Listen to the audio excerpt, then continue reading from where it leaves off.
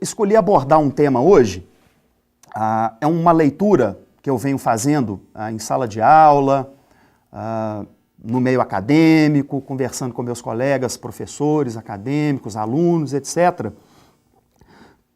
Um tema dentro da questão eleitoral.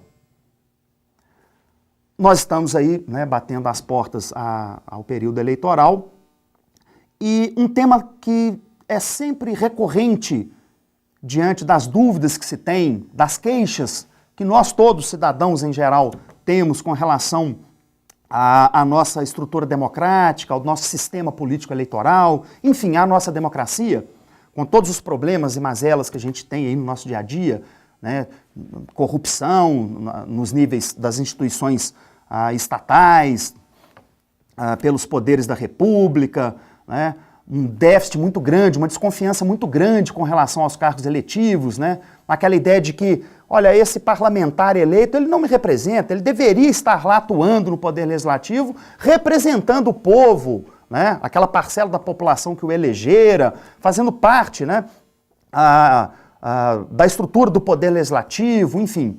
E, na verdade, a gente tem percebido um déficit muito grande de legitimidade no discurso que tem se tornado cada vez mais comum entre as pessoas, né, entre os cidadãos brasileiros, uma desconfiança muito grande, né, no Poder Executivo, no Poder Legislativo, no próprio Poder Judiciário, que a despeito de não terem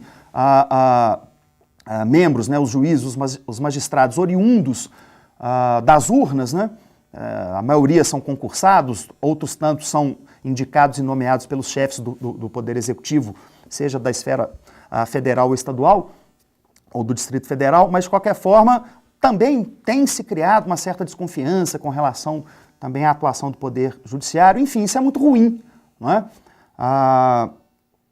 Essa disseminação dessa ideia de que as instituições republicanas estão funcionando de forma ruim, de forma inadequada, maculadas por muita corrupção, por muito desvio, etc. Isso tudo tem gerado sistematicamente um sentimento de afastamento, em especial no tema proposto para a gente discutir aqui, em especial com relação à questão política, não é? Então a pessoa tem a seguinte visão do senso comum, as pessoas em geral, por assim dizer, é muito comum a gente ouvir isso, não é? Olha, um dos graves problemas, né, diriam, né, a maioria das pessoas, da nossa democracia é que a gente é obrigado a votar. Ora, como assim? Se eu sou obrigado a votar, então isso não é democracia, isso é antidemocrático. Para ser democrático, eu tenho que ter o direito de escolher se eu quero ou não votar. Não é? Se eu sou obrigado a votar, eu já tenho um problema aí na nossa democracia. Então, tem se proposto, inclusive há projetos aí tramitando no Congresso, viu? De emenda à nossa Constituição, nesse sentido. A discussão tem se tornado cada vez mais institucionalizada também. Em qual sentido? No sentido de se alterar o dispositivo constitucional que prediz que o alistamento eleitoral e o voto são obrigatórios para os maiores de 18 anos e menores, se não me engano, de 70 anos, ou 65, uma pequena dúvida aqui, mas enfim, acho que 70 anos mesmo. E que seria o voto facultativo, o alistamento e o voto facultativos apenas para os analfabetos, os maiores de 16 e menores de 18 anos e os idosos, né, os maiores aí de 70 anos. Né? Então, maior de 18 anos, alistamento, que é, no jargão popular, sei lá, tirar o título de eleitor, né? Você se alistar eleitoralmente. E a partir desse registro lá na Justiça Eleitoral, você se torna apto a exercer o direito ao voto. E a partir daí, o voto se tornaria obrigatório também, né, a cada período eleitoral.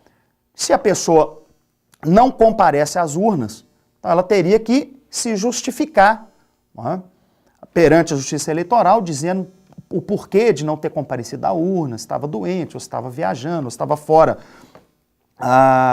do seu domicílio eleitoral, ou o que seja. Né? Ou, se for o caso, ser submetido a uma pequena taxa, uma pequena multa, né, para se manter quite perante a Justiça Eleitoral. Bom, mas de qualquer forma, apesar de poder justificar a ausência do voto ou pagar a multa, se for o caso, para regularizar a situação, você teria que fazer isso. E mais do que isso, você é obrigado a ter o título de eleitor regularizado, você tem que se alistar, portanto, não é? Até para poder exercer uma enormidade de situações aí da sua vida e direitos da sua vida civil. Por exemplo, para você obter um emprego com a sua carteira devidamente assinada, carteira de trabalho, ou um emprego público, você passar num concurso público, a documentação que você tem que apresentar, uma situação jurídica e civil que você tem que apresentar para tomar posse e exercer depois seu cargo público, você estar quite com a justiça eleitoral, né? Então, o alistamento eleitoral e, consequentemente, o voto, essa expressão que está lá no dispositivo constitucional, seriam o quê? Obrigatórios, né? Em especial para essa faixa aí do maior de 18 anos, né? Bom, então em cima disso vem essa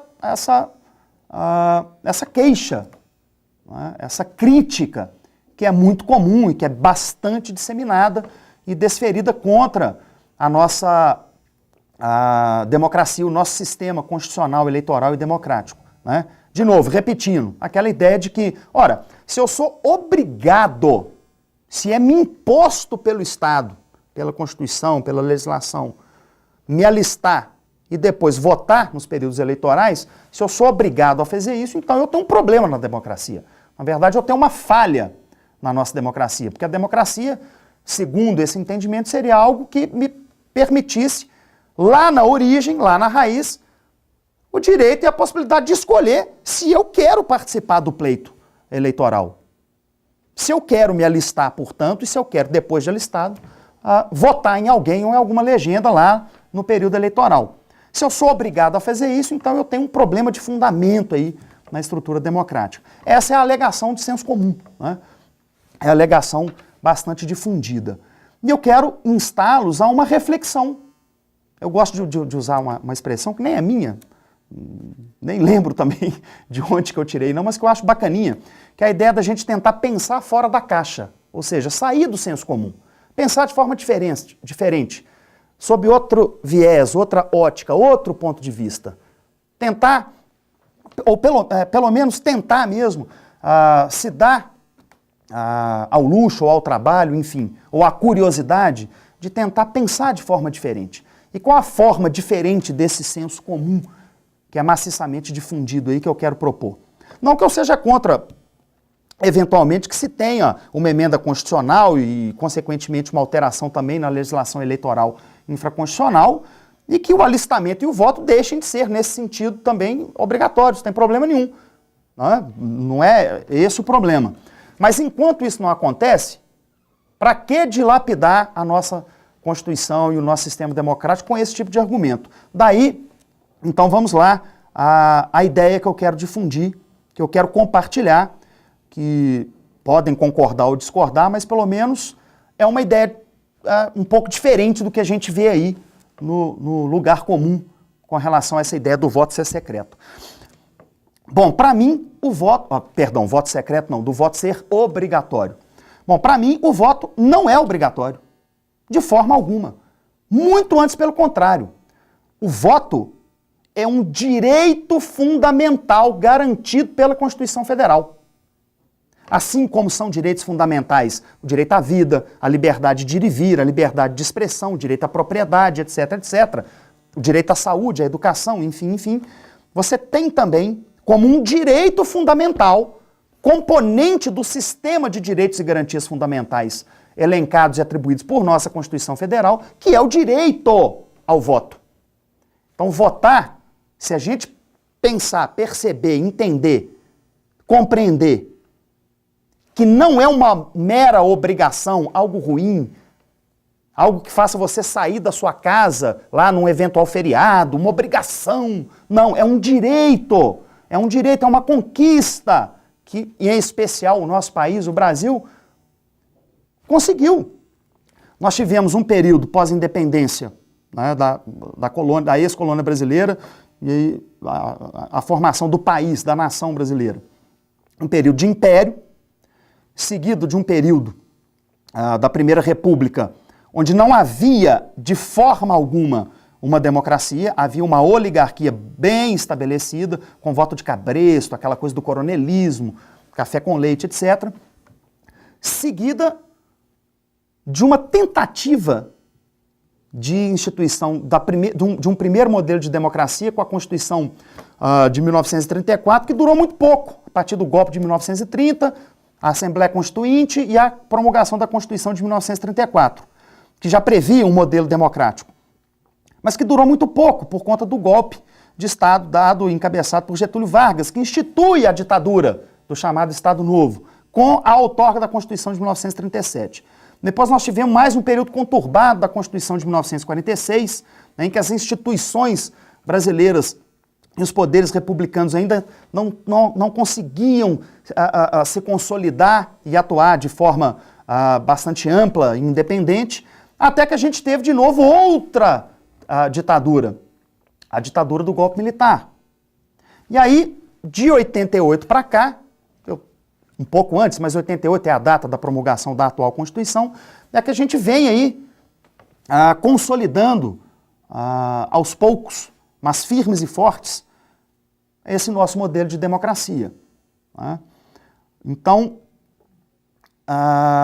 simplesmente falar, olha, o voto é obrigatório, então a nossa democracia não presta, na verdade eu acho que é um desserviço ao nosso projeto constitucional que veio a lograr, né, abolir com o nosso modelo de ditadura e estabelecer um modelo de democracia muito amplo, porque democracia também não se resume, é bom que se deixe isso muito claro, não se resume, não se limita a votar ou ser votado. A democracia não se limita ao período eleitoral. Democracia, ela é pautada por um sistema de direitos e garantias fundamentais que extrapola o período eleitoral e o ato burocrático mecânico ali de um voto. Vai além disso.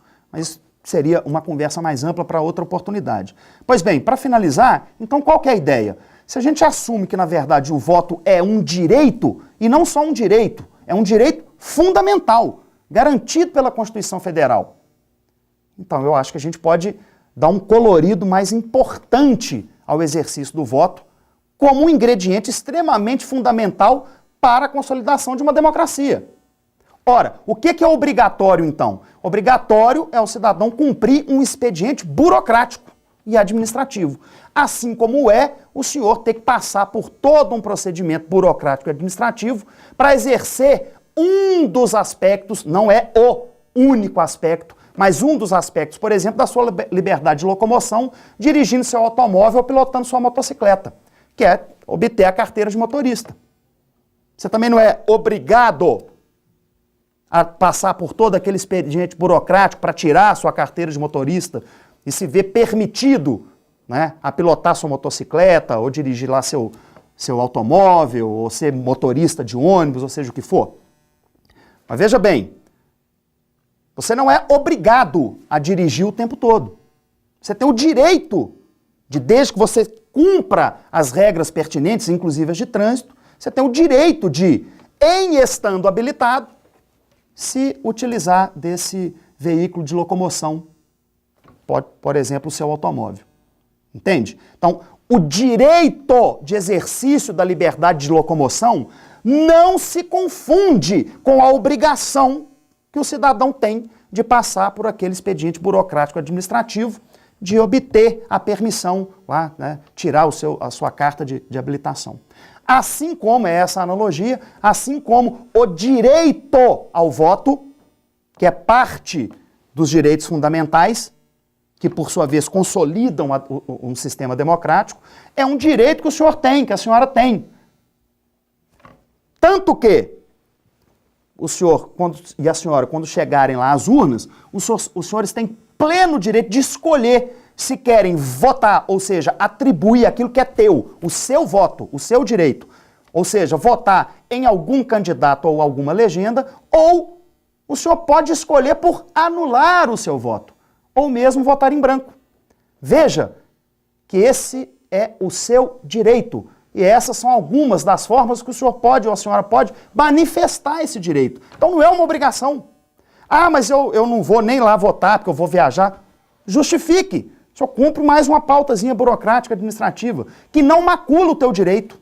O seu direito, que é o direito de participar como cidadão nesse momento da democracia, que é o momento da eleição. Repetindo, democracia não é só isso. Isso é uma parte da democracia. Ok? Mas o seu direito, portanto, de nesse momento de participação dessa parcela da democracia, que é o pleito eleitoral, o seu direito de atribuir o seu voto a este ou aquele candidato, dessa ou daquela legenda, ou mesmo de anular o seu voto, ou votar em branco, ou mesmo se ausentando do seu domicílio eleitoral, prestar uma simples justificativa, ou, na pior das hipóteses, paga lá uma pequena multa, como você pagaria uma multa de trânsito se tiver cometido uma infração de trânsito, mas nada disso macula, na essência, aquilo que é teu direito como cidadão debaixo da Constituição Federal de 1988, que é o direito, e não a obrigação, mas o direito ao voto, ok? Então fica aí a dica, uma forma um pouco diferente de se pensar sobre, vou repetir, né, dando mais ênfase em dar o direito ao voto, que não é uma imposição de forma alguma, é um direito fundamental, é uma conquista da cidadania brasileira, né, nesse nosso modelo democrático, mas que também não afasta de forma alguma a possibilidade de se ampliar esse debate, e sim, se for o caso, se for legítimo, se for democrático, que seja, pode haver uma alteração nesse componente constitucional, e essa obrigação burocrático-administrativa de se alistar, né, e de ir lá ou justificar o ato do voto, pode cair, não tem problema nenhum. Então esse ato burocrático e administrativo deixaria de ser obrigatório, assim como para alguns veículos, por exemplo, bicicleta ou algumas bicicletas motorizadas com baixa cilindrada, a pessoa pode também se utilizar nas vias públicas sem a necessidade de passar por esse processo burocrático de tirar uma carteira de motorista, dessa mesma forma, ok? Mas enquanto o nosso sistema político eleitoral, e especialmente com relação à forma de exercer o direito ao voto, permanecer da forma como está, não vamos usar isso como uma desculpa para desmerecer o nosso sistema democrático, o nosso sistema de direitos fundamentais, né? É essa a dica, é esse o apelo que eu faço, o argumento que eu empenho e compartilho com todos vocês. Voto não é nada imposto a ninguém, muito pelo contrário, voto é um direito fundamental que o cidadão brasileiro conquistou depois de tantos anos aí de turbulência, desses períodos todos das constituições anteriores aí, passando por império, por duas ditaduras. Então, vamos valorizar um direito fundamental que é um ingrediente importante, não único, mas um ingrediente importante para o exercício e a conquista de uma democracia mais plena, ok? Então fica aí o argumento, fica aí o debate e até a próxima.